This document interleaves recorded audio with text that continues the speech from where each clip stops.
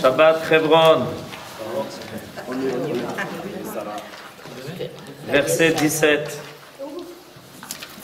Vayakom sde Ephron asher b'machpelah asher lifnei Mamre השדה והמערה אשר בו וכל העץ אשר בשדה אשר בכל גבולו סביב.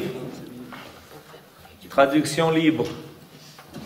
Ainsi fut dévolu le champ d'Ephron situé à Marpella en face de Mamré, ce champ avec son caveau, avec les arbres qui le couvraient dans toute son étendue à la ronde.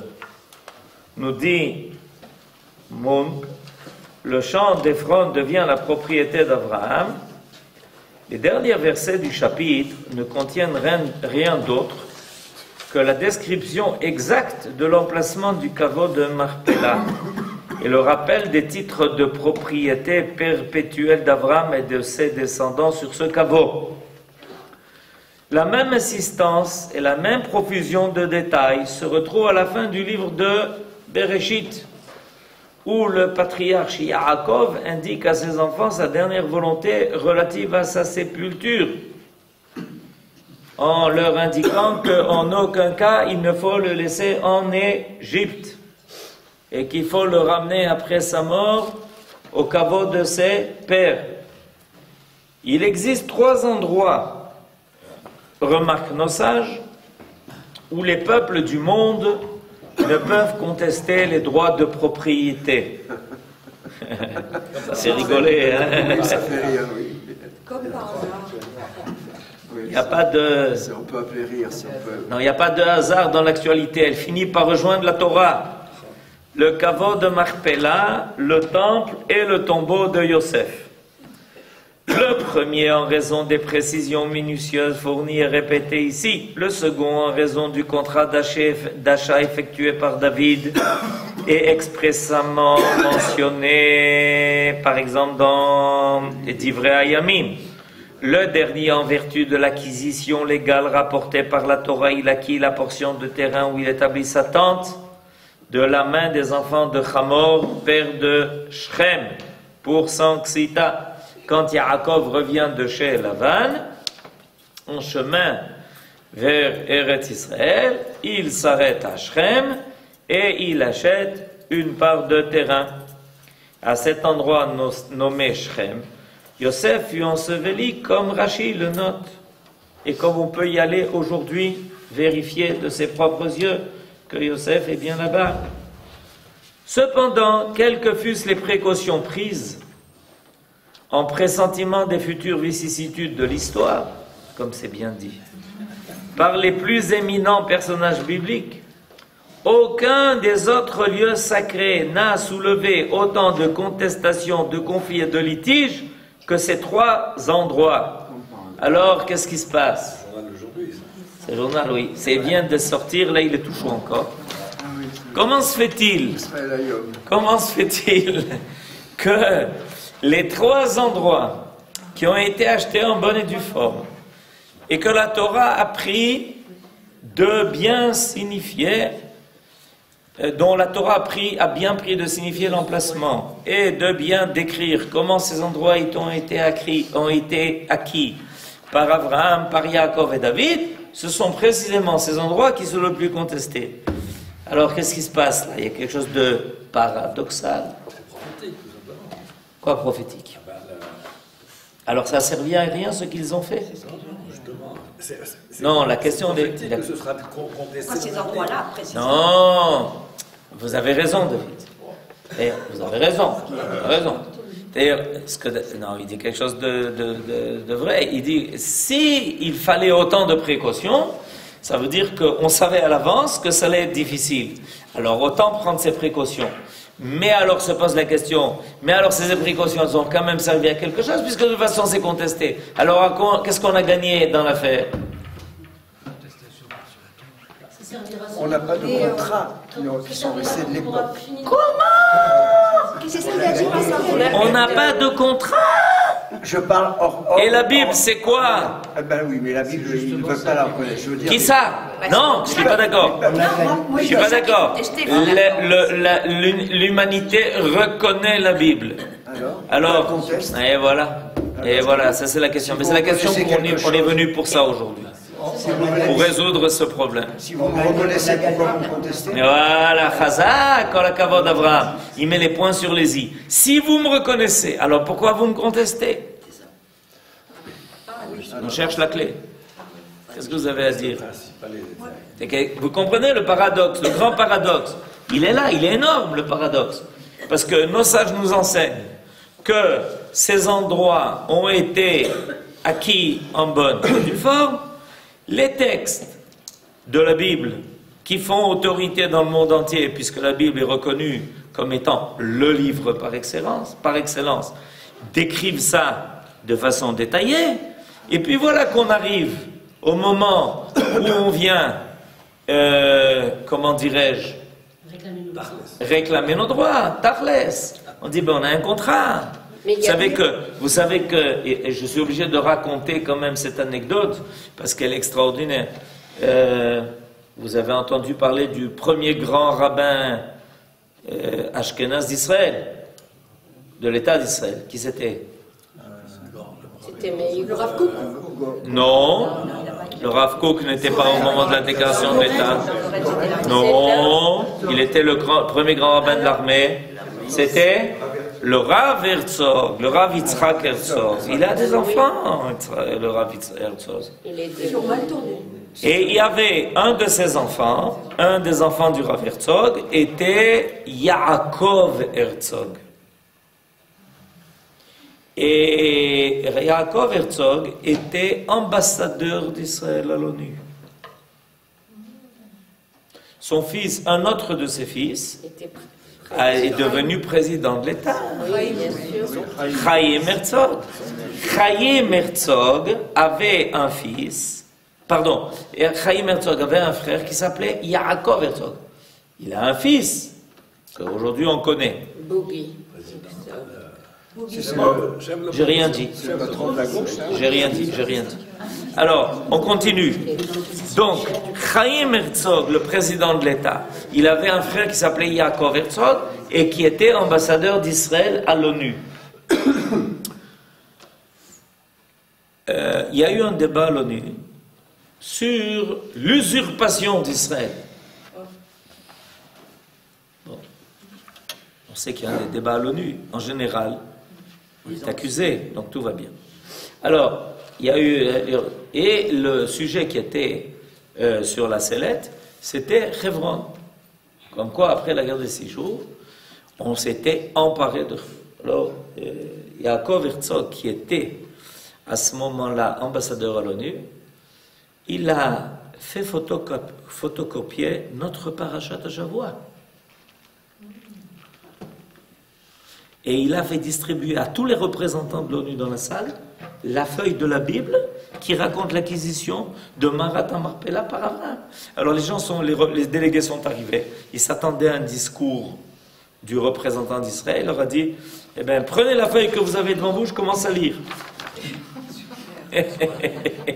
Tout le monde ils sont restés ébahis. Parce que c'était difficile. Alors, alors, on est dans ce paradoxe-là, il faut essayer de comprendre. Alors, la première réponse. On peut avoir. La première réponse de la question qui se pose, par ce paradoxe-là, comment se fait-il que précisément les endroits qui sont le plus, apparemment, des endroits qui nous apparaissent, qui nous appartiennent, qui apparaissent dans la Bible comme nous appartenant, seront les endroits les plus contestés. Eh bien, parce que... Pourquoi? Oui. Akadosh Baruch nous a donné tout Eretz HaKodesh. Oui, et alors? Et puis zéro. Donc ces 3 endroits-là, on a joué le jeu des autres. On a payé, on a voulu un contrat. Peut-être qu'on ne doit pas jouer le jeu des autres. Tout est à nous, zéro. Ok. Remarque. Non, c'est une remarque intéressante. Une remarque intéressante. Parce que 2 autres peuples sont venus s'approprier et ont dit que nous n'étions pas, que nous avons démérité, et c'est dans un sens assez large, et que eux sont les titulaires ou les représentants ou les futurs. Autre explication. Quelqu'un d'autre veut se... Attendez, Sarah. Est-ce qu'il y a quelqu'un d'autre qui veut essayer... Je pense, enfin, je crois, j'ai un peu réfléchi à la question, je me suis dit, c'est à partir de ces trois endroits clés du judaïsme que les peuples veulent s'approprier le reste du pays.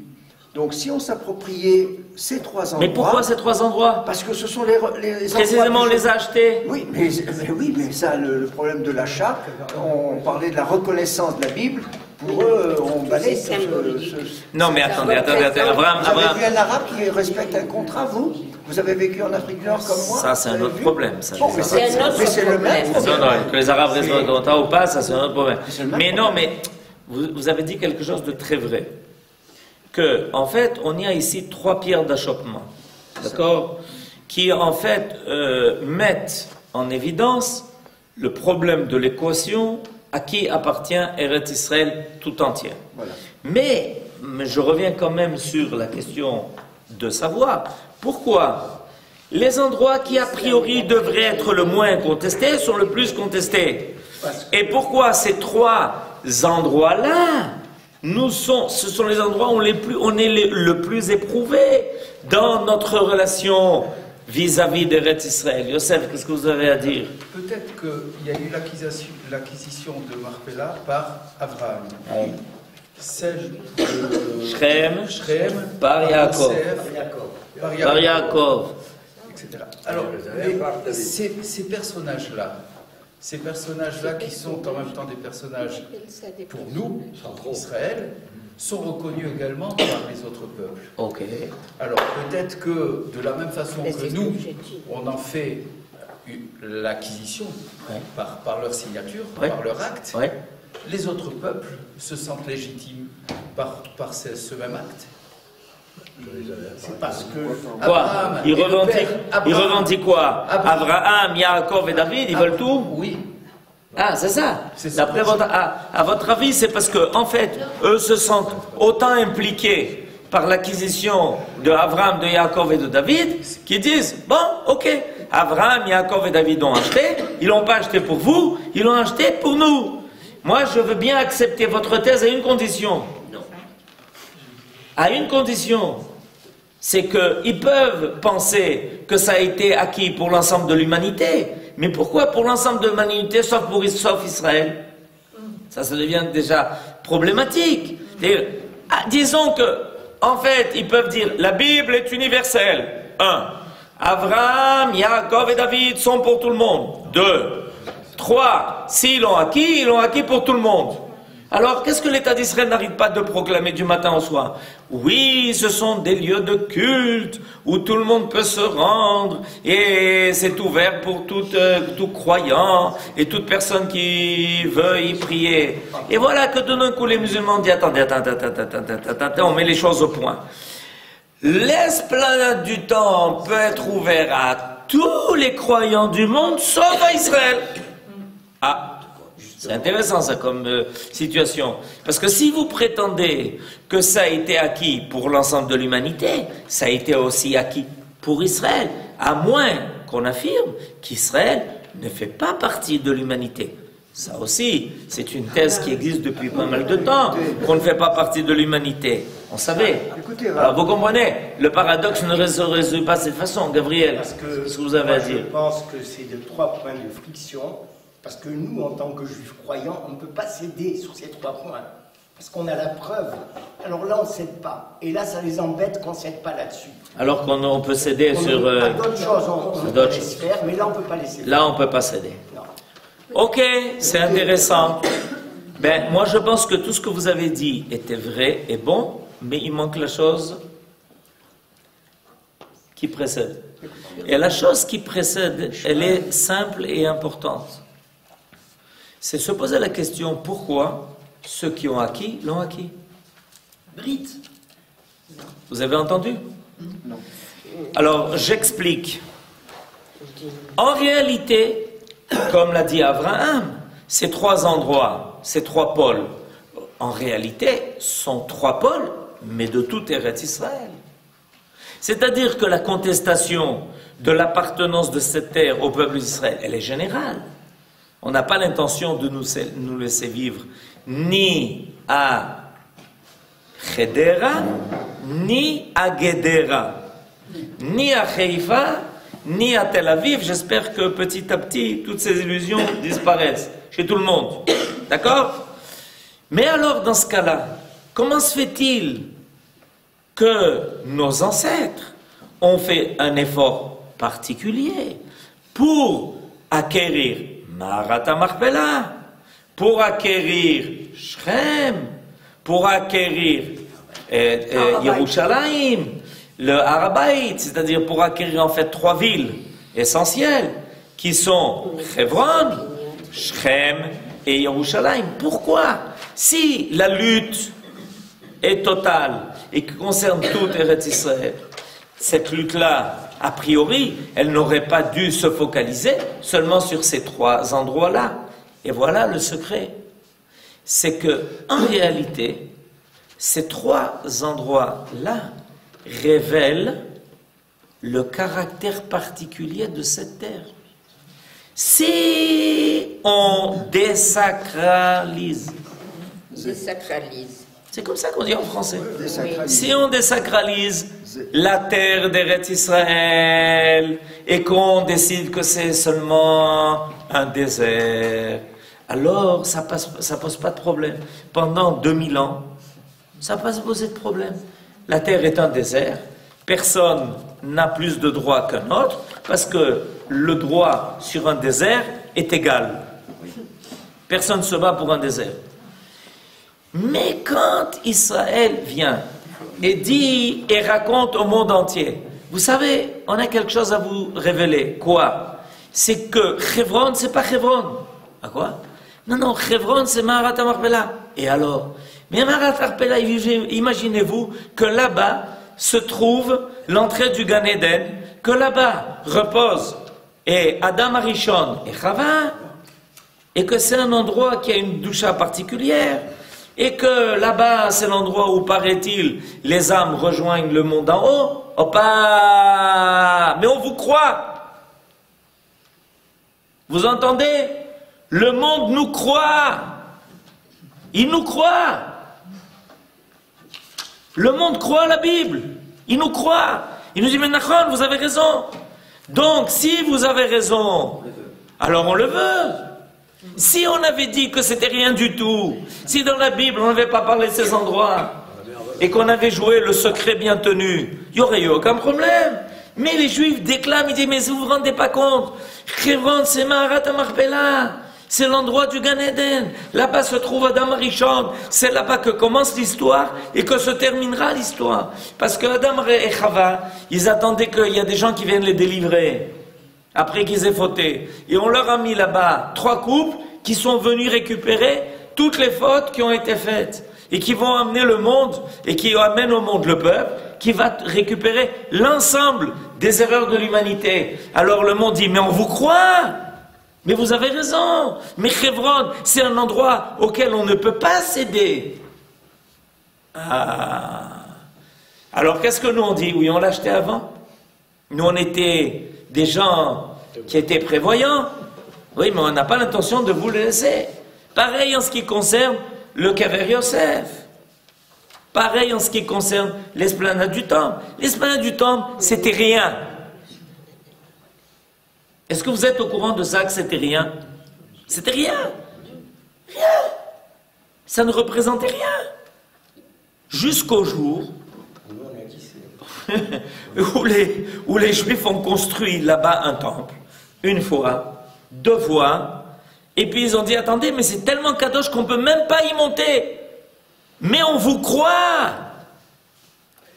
Vous avez compris, on vous croit. Regardez l'histoire, apprenez l'histoire. Les musulmans ont compris l'importance de l'esplanade du temple grâce aux Juifs. Au début, ça ne les intéressait pas, ils étaient à la Mecque. Qui est-ce qui vous entendez?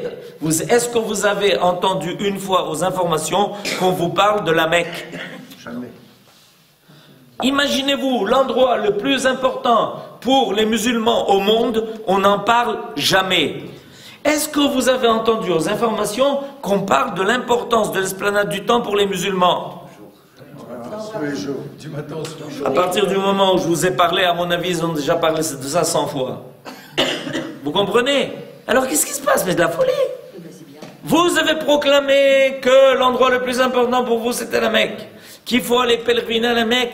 Chaque musulman doit au moins une fois dans sa vie aller pèleriner à la Mecque. Et s'il a fait ça, il est appelé Kadosh. Vous connaissez un peu l'islam ou vous n'êtes pas du dans l'idée? S'il va là-bas, il est appelé Kadosh. Et si un jour tu attrapes un musulman et tu lui dis, dis-moi, qu'est-ce qui est plus important pour toi? El-Quds ou Mecca? Beth Megdes. Hein? Beth Megdes, ils appellent Jérusalem. Jérusalem? Beth el-Megdes. Hein? Alors imaginez-vous, tu lui dis, mais comment? Il va te dire, ma Jérusalem El-Quds. Pour ça, on est prêt à donner notre vie, être djihad, à devenir tout ce que vous voulez, shahid. Et la Mecque, laisse tomber ce mec. Le monde n'a aucun intérêt, aucun. Ça ne l'intéresse pas, ça ne le concerne pas, personne ne se sent interpellé. Je ne sais même pas s'il y a quelqu'un qui a en tête, bichlal, que ça existe. Mais c'est Am Israël qui a révélé cela au monde, vous comprenez? Par l'achat de ces endroits, on a révélé au monde leur valeur totale. Alors vous comprenez que l'achat, c'est ce qui a provoqué la contestation.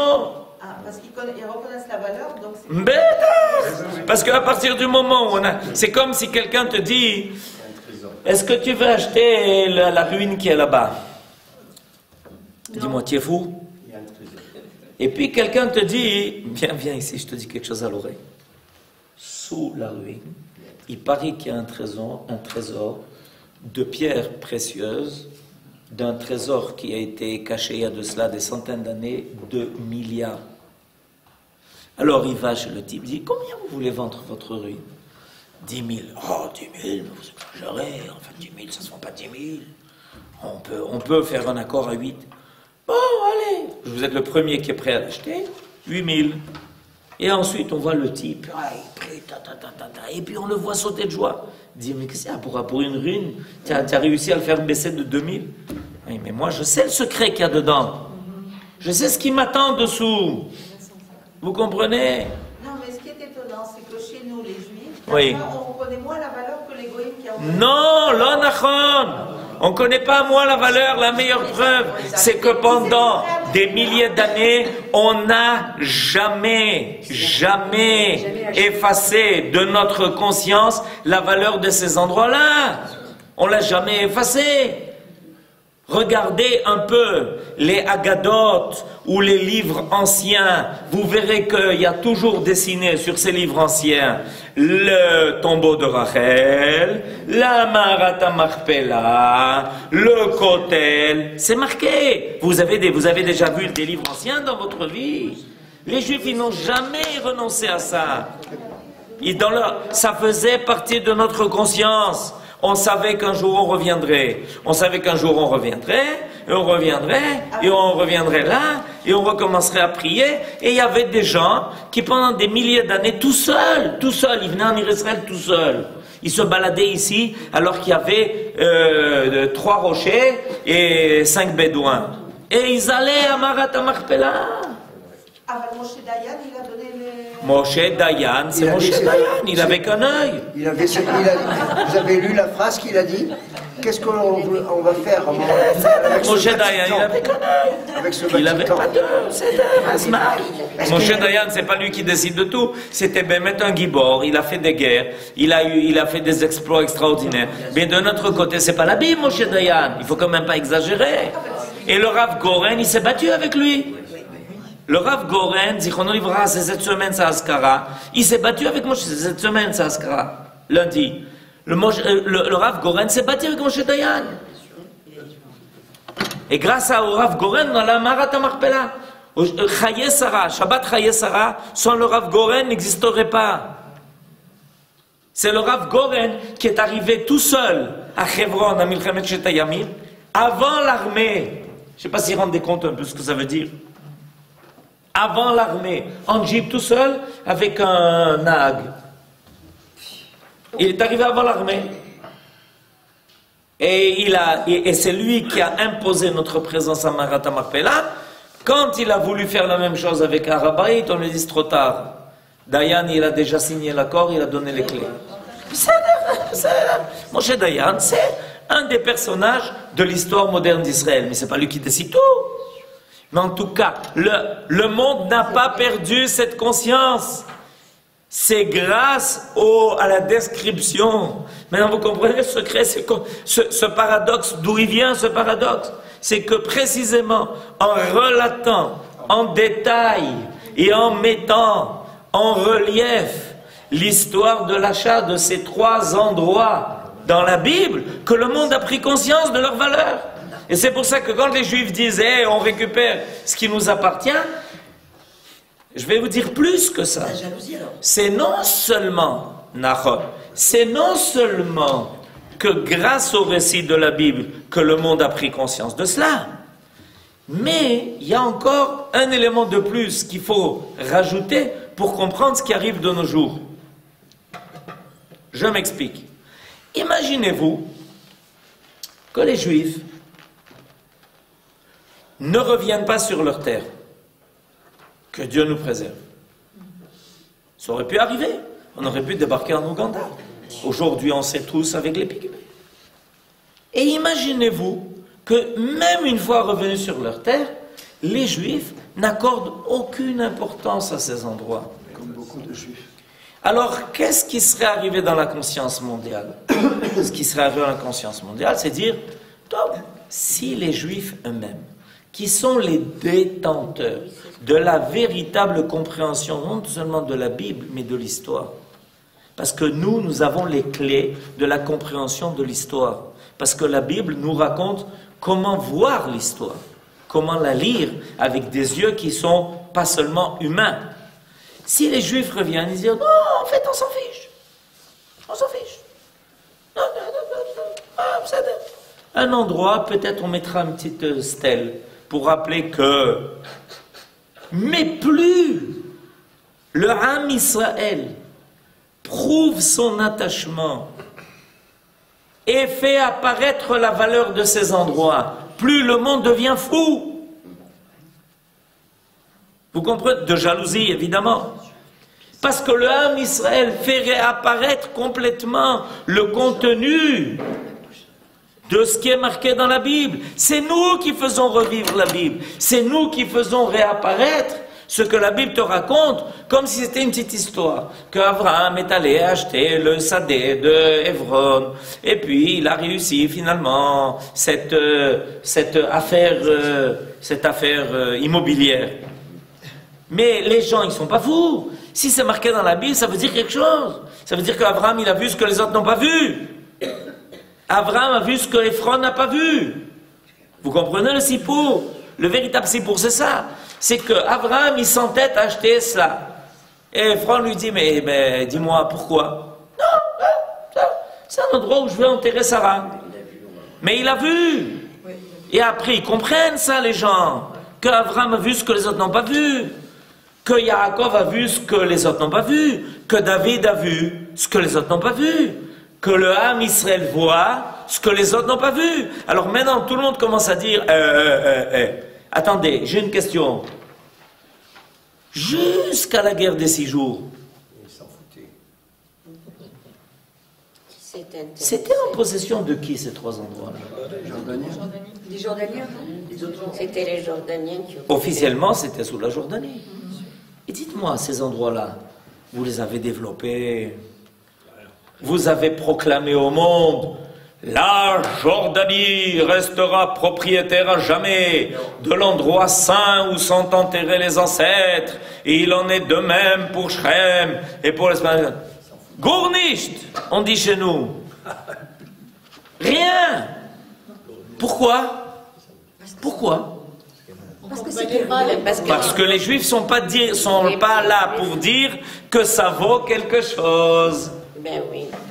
Quand les Juifs ne sont pas là pour dire, c'est les Juifs qui donnent confirmation que nous sommes les huissiers, vous entendez bien? On est les huissiers de la valeur d'Eretz Israël. C'est nous qui détenons le contrat, pas le contrat seulement écrit, mais le contrat vivant. Nous sommes le huissier. Quand tu veux savoir, quelqu'un a laissé un testament, et tu veux savoir la valeur de truc, tu vas chez le notaire.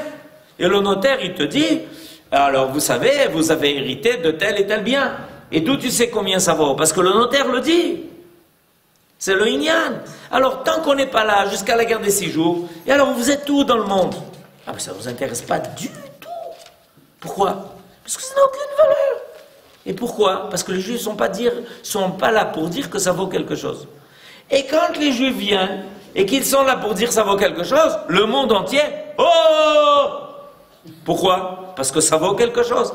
Qui a dit? Les Juifs.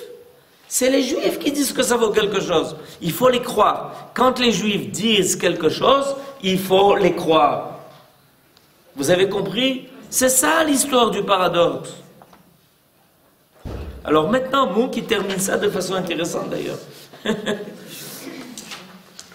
Et cependant, quelles que fussent les précautions prises, en pressentiment des futures vicissitudes de l'histoire par les personnages bibliques, aucun des autres lieux sacrés n'a soulevé autant de contestations, de conflits et de litiges que ces 3 endroits. La destinée d'Israël a voulu qu'ils fussent pendant de longs siècles entre les mains de nations étrangères et ennemies, et ça ne soulève la convoitise de personne.